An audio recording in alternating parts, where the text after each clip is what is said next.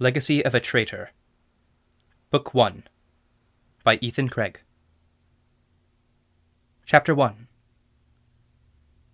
I must put my heinous deeds to this eternal monument of steel, to serve as a lesson for civilizations beyond my broken and fallen time, as a way to atone for my treacherous sins, to leave some trace of my voice in the endless march of time against my legacy, and perhaps to finally appease those I have killed and those I have led to death. Verse 1 of the Confessional Monolith. In a valley sealed away at the edge of the world, and enshrouded by the shade of gleaming and golden crimson, a blaze that would change the world awakened. The tiny spark was slight and silent, so that even the small battle between man and beast on the northern peaks drowned out the heralding of a new age. To claim ownership of the earth's treasure, the mountain boar tore at the cliffside with their iron tusks. Clambering up the nearly vertical stone incline behind her was Cullen, the nearly winded forager racing against his bestial workmate and companion. Their herbal quarry was a bud of stone gut, a wondrous bounty said to be imbued with the power to extend life to abnormal amounts, and proven to give barley stew the aroma of a lord's feast. To spar 30 feet above the ground was nothing, if it meant the capture of just one morsel. "Not this time, Snuff," he muttered through gritted teeth, his fingers flying to the small yet secure divots and juts of the rock. As was the tradition among foragers of the Carfelian Valley, whoever snatched up the desired plant first got to keep it, and Cullen wasn't about to lose again. The flash of a silvery substance appeared at the end of Snuffler's tusk. It was now or never. Cullen rammed his pick between the tusk and stone, prying out the precious plant amidst the roaring squeal of the hungry mountain boar. Almost got it! Cullen pulled the pick back with a final surge of effort, and the stone-gut bud fell out of the cliffside. With one instinctive motion, he dropped the pick and grabbed the bud in midair, barely holding onto the rock with his other hand. Snuffler grunted with annoyance, but as a well-trained companion and his gracious friend, she accepted defeat. The fire of competition in Cullen's veins cooled as he stuffed the stone-gut into his leather satchel, and he began descending the cliffside with a smile. Snuffler carefully followed, her large shape belying how easily her hooves clutched the small protrusions in the rock. Just this single bud would be enough to fulfill Cullen's quota to the Citadel and provide his father comfort for nearly 5 weeks. This expedition to the mountain heights was finally a success after a fortnight of foraging, and Cullen couldn't help but laugh with relief. He had fully regained his breath by the time they reached the bottom of the cliffside, and he presented Snuffler with a polished apple.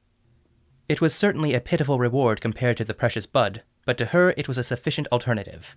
He scratched her ears as she scarfed it down. "Nice job, Snuff. I'll make sure to get you a real special treat after we get back to the Citadel." He picked up his pick from where it had fallen. "That was the only stone gut here, yeah?" Snuffler had finished eating her small reward and was sniffing again at the base of the cliff. After a few moments, she turned around and trotted back to Cullen. That's fine. This and the paragraphs we found yesterday will be more than enough." He checked the satchel once more to make sure every little floral bounty was secure, and began the long trek back to his home in the Carfelian Valley. The Carfell Mountains that surrounded and towered above the land in every direction were only just starting to shed their verdant cloaks in favor of elder vestments, crimson and resplendent. Their beauty would only grow over the next 2 months, but they always held a special place in Cullen's heart no matter the season. It was only in these hills, tethering up the steepest inclines, relishing the soul-stirring sounds of nature and the solitude of the wild, that he was truly at peace. He knew almost every crevice, cavern, and cliff in the region, each almost impossible to traverse without skill or strength. He had often considered leaving the village and its Generite overseers in the Citadel behind, but he knew that his father wouldn't be able to make the difficult trek. Besides, Warlord Cernir and his soldiers wouldn't allow it. A Carfelian not contributing to the quotas? What next, rebellion? He whispered a curse on those Genry snakes as his father did so often, but Cullen said it mostly out of habit. The Citadel dwellers allowed complete freedom outside of requiring some portion of work from the Carfelians every month, something that Cullen and most of the other villagers had usually been able to do without any trouble. They even gave a bonus of little clay rings called cerni that could be exchanged for various goods as a reward for exemplary work. If it weren't for his father's stories of true freedom before the Generites had appeared from beyond the valley 35 years ago, Cullen might have appreciated them and their supposed defense from outside dangers. Within a couple of days, the hunting trail to the village was in sight. The Carfell proper was behind Cullen and Snuffler, and home was only a few hours away. As he walked, Cullen thought of the secret legends his father told that spoke of flowers that could reverse age, or powerful beings that served their captors, capable of destroying even the village citadel. If he found something like that, perhaps the Carfelians would have no need of Lord Sernir, and they could take back their land. Cullen shook his head as they passed fields of nearly ripe crops. Such fantasies were pointless, though fun to entertain. Almost as fun as imagining the jingle of Cerny that would be given to him upon selling the stone gut. "Hoy, Cullen! How went the plant hunting?" A somewhat hoarse yet sturdy farmer, whom Cullen recognized as Yeeg, waved to him, his tanned head barely visible among the high stalks. The first encounter with another person after several days in the quiet of the mountains was always a bit startling, but Cullen was able to don a rewarding demeanor quite easily. He waved back with a smile. "Better than I ever hoped. I'll be at Hina's brewery tonight if you would celebrate my fortune with me." The farmer grinned. "That'll be a right fine offer. Thanks, kid." Honestly, Cullen had already been planning on going to the brewery tonight to pick up a seasonal cider that his father was especially partial to, but if he could also improve Yeeg and some of the other villagers' appreciation of him at the same time, it could come in handy.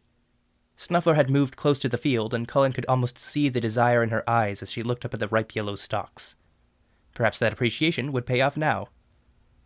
"Say, would you mind if I take a few of your efforts in return? They look absolutely delicious." Yeeg laughed. "I don't see why not.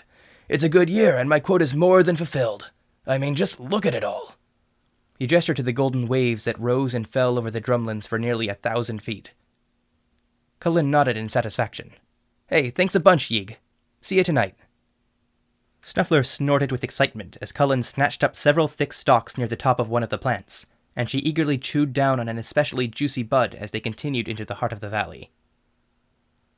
It wasn't long before Cullen saw the steel tower that jutted out from the top of the village citadel like a spear tip. After cresting the small hill, the entire fortress and the village surrounding it were in full view. Though the castle of the Genernites had existed for longer than Cullen had been alive, it still seemed like an out-of-place eyesore in this valley. There was something unnatural about the white stone that made up the walls and the keep, an alien aura surrounding the metal tower that had no windows or ramparts, and even the wooden gate seemed tainted by the grasping strips of iron reinforcing it. Perhaps they could have been a wonder. After all, many of the people in the village said that the fortress looked beautiful in the light of the sunset, but Cullen knew better. Isn't a pristine-looking fruit unappealing if you knew it had a worm living in it? "At least the worm pays well," Cullen mumbled. As he descended the hill, he began to wonder whether his preference for the mountains over the spread of buildings and civilization was primarily because of the wild beauty of the land, or because of the corruptive Genernite influence in the village. Cullen wasn't entirely sure, at least not when the fruits of the latter were in sight. The outer huts of the village retained the traditional culture of the Carfelian Valley, with wooden walls and thatched roofing that didn't stray far from the materials they were made from. The most changed of these buildings was the old mill made from stacked stone, its water wheel lazily turning about. Several dozen families, Cullen's included, lived in these outskirts, spread across a series of verdant hills, forests, and small farming fields. However, as Cullen moved closer to the citadel, the rustic charms of the buildings began to fade, replaced by the manipulated stone of the Genernites and the modernized structures standing more than double the height of a traditional home. The people here didn't work the land or its creatures. They instead used the materials gathered from outside and made special goods and baubles unique to specific families. This was how the Carfelians had lived for many decades, but now many of the inner families had been influenced by the parasitic Genernites. Even the Great Hall now looked similar to the citadel, with a nearly vertically sloping roof, as a desperate child poorly imitating a brutish brother. The center of the village was bustling with people, and several merchant stands were set up alongside the statue of Lord Sernir I, the very first Genernite to enter the valley. Cullen could see colorful banners being raised above the Great Hall, and there was a palpable buzz of excitement coming from every conversation. Cullen was moving quickly, hoping to receive payment before sundown, but he wondered what was the occasion for all the excitement. It was a sunny yet cool day, but the weather alone couldn't have caused this much cheer. What had happened while he had been away? He approached old Galilah's stand. It was doing especially well today, with several children holding out their hard-earned Cerny to purchase her legendary raspberry cordial. No matter how busy old Galilah was, she would always have time for spreading the gossip of the town. "Hey, excuse me, Miss Galilah?" Cullen waved as Snuffler flopped onto her back to get scratches from the children. "That'll be too Cerny, dear. Don't drink it too quickly. Oh, little Cullen is back. How are you, you little mountain goat, you? Ignoring the affectionate yet annoying term, Cullen shoved past a couple of determined children, both shooting him a glare, and he leaned against the counter, flashing a smile. I'm doing quite well for myself, ma'am. Just wondering what a pretty thing like you is doing opening up shop today. Isn't this stuff only for special occasions? Oh, Cullen, you flatterer. Why, haven't you heard about the... here you are, Jenny. Only a half-piece for you, thank you. The feast Lord Cernier is throwing. Cullen's eyes narrowed a slight amount. A feast, you say? What for? That's right. You've been up climbing about in the hills. Well, he said a few days ago that there was going to be a big celebration for all of us Carfelians, just because of how wonderful we all have been this past year. Can you believe that? Oh, Jill, don't feed Snuffy the cordial, please. She'll want all of it. No, I can't, Cullen muttered, wondering just what the Gender Knights were planning. It couldn't be out of the goodness of their heart, so what was the catch? Best to put that aside for now, and get a complimentary cordial before heading out. Well, that feast sure sounds great. Thank you, ma'am. I'll be sure to stop by after dropping off my quota for some of that delicious stuff to wash away the dust of the road. But it's still not as sweet as your smile. Old Galila laughed, her few-toothed maw wide open. You do my old heart good, Cullen. Here, take a pint, on me. Why, thank you again, ma'am. Cullen took the small flask and hurried onwards down the road to the Citadel gates. Snuffler bounded to catch up, throwing the dust of the street back onto the giggling cluster of children that had attended to her. I'll give you half back at home. Be patient, Snuff. Cullen scritched the top of her head, eyeing the several temporary Gender Knight stands that were set up alongside the road. At these times of quota collection, the Gender Knights would always capitalize on the sudden rise in Carfelians swimming in Cerny to try and sell their special goods at a higher price than usual. It worked on many from the village, but Cullen always waited a couple of weeks for the inevitable decrease in prices before perusing the mysteriously crafted wares straight from the secretive interior of the Citadel. Cullen could see several new bits of glassware and gardening tools hanging in tantalizing positions, perfectly catching the late afternoon light and attracting several wealthy Carfelians, all buzzing about with excitement like flies around honey. These were the sort that had wholeheartedly accepted the Gender Knights and everything that came with them. It was likely that most had never gone more than an hour's walk outside the soft comfort of the village. Cullen watched them snatch up a few of the more extravagant vases and pointless bits of kitchenware like butter covers. Hopefully, if they focused enough on the frivolities, some of the actually useful stuff would remain on the shelves for a while. A set of multicolored drinking jars caught Cullen's eye, and he slowed his walk to get a slightly better look at them. Even if the inner villagers were rather gullible, Cullen understood their desire somewhat. If those colored flagons were still around next week, Cullen would happily grab them. He imagined how nice they would look at home, glowing with the reflected light off the waterfall near his father's house, little lanterns filled with freshly brewed cider. He'd tell his father they were Carfelian made, as usual. Cullen didn't especially like lying to his father, but it helped the old man feel better about the creeping influence of the Gender Knights. He was already obsessed about them as it was. There had been a few Carfelian forges and smithies in the past, as well as a single rudimentary glassware shop, but they mostly worked as distributors of Gender Knight craftsmanship now, only selling their homemade goods as a cheap alternative. Yet another thing Warlord Cernier was slowly wrenching away from the valley, but this one didn't annoy Cullen nearly as much. Whatever the Gender Knights did to the ores delivered to their tower made the metal incredibly durable, and the glassware they produced almost never had any blemishes. Cullen's father was convinced they used some sort of unnatural magic to make their wares, like whatever was used to build the disturbing tower, but Cullen had been using some of the Gender Knight steel for a while now, and he couldn't find anything odd about it. None of the Gender Knight wares were magical or had the touch of imaginary spirits. Cullen was pretty sure at this point that the Gender Knights simply had some of the best forges in the world. They must have been brought from the lands of legend beyond the mountains before the only path out of the valley had been destroyed by a sudden landslide, then greedily stashed away to make as much profit as possible. If he ever found himself in control of the fortress, Cullen would lay bare the secrets of the Gender Knights, so that everyone could make use of such mysteriously grand technology. Or maybe he'd go explore the lands where the forges came from, and just bring it to the people of the valley that way. He was one of the only ones who could scale the landslide at the pass, after all. Although, if even a few of his father's tales were true about those fantastical places, Cullen would be sure to find treasures far beyond even Gender Knight forges. Delicious fruits that would put even Stonegut to shame, ropes that would never fray, clothing to keep out even the most biting cold. The possibilities were truly endless. He rarely thought about such fanciful visions outside the valley while he was at peace in the mountains. It was the tension of the village that inspired such dreams. Cullen shook his head, clearing the ideas upon this realization.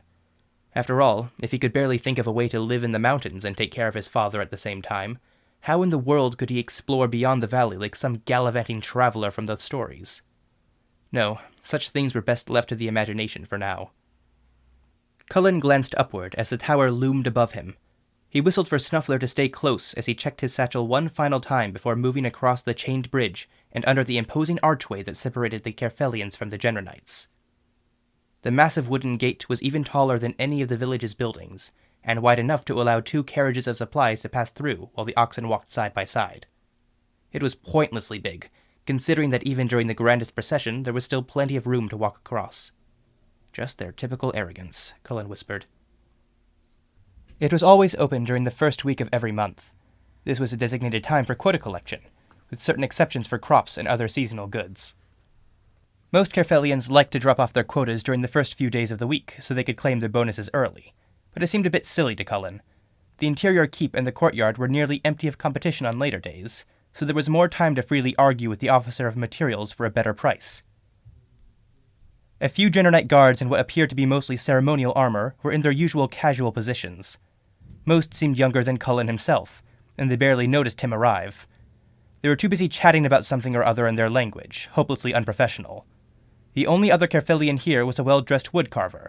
His name was Thessel, or something like that. Cullen didn't have enough of a need for pointless wooden trinkets to know for sure. Thessel's something was shaking his fist at the officer, and as Cullen drew near, he heard the sound of a man who had no idea how to haggle. "These angry ducklings were worth 50 cerni apiece last month. You told me yourself that you wanted one for that brat of yours." The officer leaned on his counting desk, aggravation sneaking out behind his cordial tone.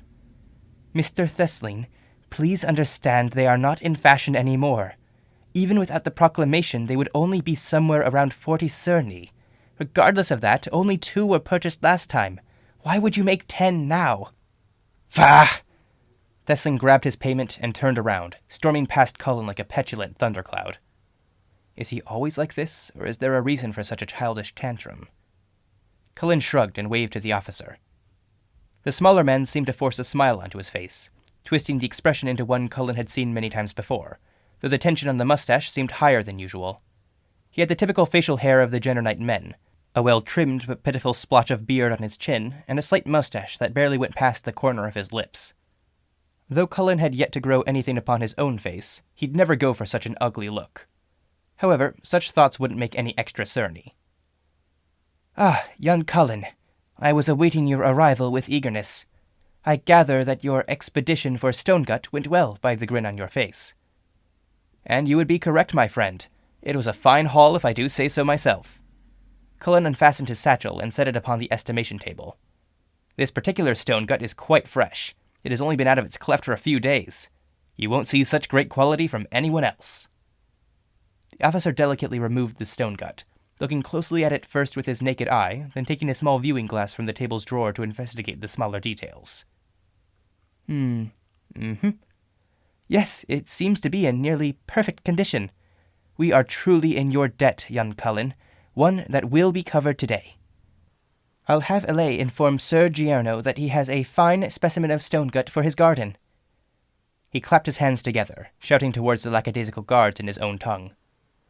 One of the younger guards jolted in surprise, took a couple of seconds to process the information, and finally bolted off towards the inner keep, taking the steps up the stairwell 2 at a time. Like a child eager to please his nanny, Cullen thought as the officer inspected the paragraphs. Now then, I'm sure that such quality deserves some sort of bonus, He held out his hand expectantly, and even Snuffler stared at the officer in as earnest a look as she could muster. "Right, yes, of course, The man looked back and forth between the drawer of cerny he was counting from and Cullen's face, as if nervous. Before Cullen could question him, he set a small sack on the table with a satisfying clattering of clay. "There you are. 250 cerny. A hefty bonus, yes." Something was incredibly wrong, and many of Cullen's worries that had been stacking up today began to intensify. He narrowed his eyes and set a hand on the table for emphasis. "I received 270 last month, and the Stonegut then wasn't nearly as fresh. What gives, The officer tilted his head slightly in confusion for a moment before gasping. "Oh, you weren't here for the proclamation. I am so terribly sorry. I thought you had heard of it. No, I heard about it. A feast or something, right? Yes, but I'm afraid it's a rather big feast, and we had to increase the quota to ensure it is all well stocked for you. So there is a little bit of a change in what we can give. I hope you understand, and apologies again for not telling you right away, young sir. Cullen felt as if he had fallen into a mountain stream in winter, the realization of what this feast meant rising within his stomach with a sickly lurch. Ah, I see. He continued to put on a veneer of curiosity, though Snuffler rubbed against his leg with an inquisitive snort upon sensing his mood shift so dramatically. And how much exactly has the quota increased? 15%, sir. And there it was. There were a few hundred people who provided quotas in the village, and occasionally a few central townsfolk would come together with their quota bonuses and throw a minor feast for a large portion of the village, often for a harvest festival. Even if this Generonite feast was the largest that had ever been seen in the valley, they would have only needed 5% of each quota to easily provide it. This was hidden greed, pure and simple. These thoughts flashed through Cullen's mind in only a moment, and he had to struggle to keep them from boiling over onto his face. Father was right. The officer was still talking.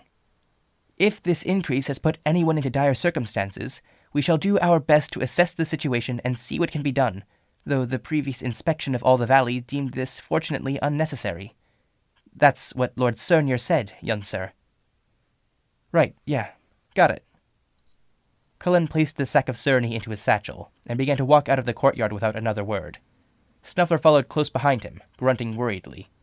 As he passed the gates, the colorful banners and mindless excitement stood out all the more, like stark heralds of a grim future. None of these Central Carfelians realized that this entire ordeal was a test put forth by the Generonites, one his father had constantly warned about. A test that would reveal the Carfelians as easily manipulatable and distracted. Worse, if anyone spoke out about it, no one but a few of the crotchety elders would even care. They were happy enough with their temporary feasts and pretty baubles. None of them would even notice how the Generonites were using them until it was too late. Cullen didn't know how he could stop this for now, but he would find a way. He had time. Perhaps he should have felt more worried, but there was something invigorating about this. To know that the course of the valley's history might rest in his hands, even just as a possibility, sent gleeful chills down his spine. Though he had been putting on his usual friendly grin to those who greeted him as he walked to the brewery, Cullen couldn't help but to truly smile for a moment, as excitement for the future burned in his soul.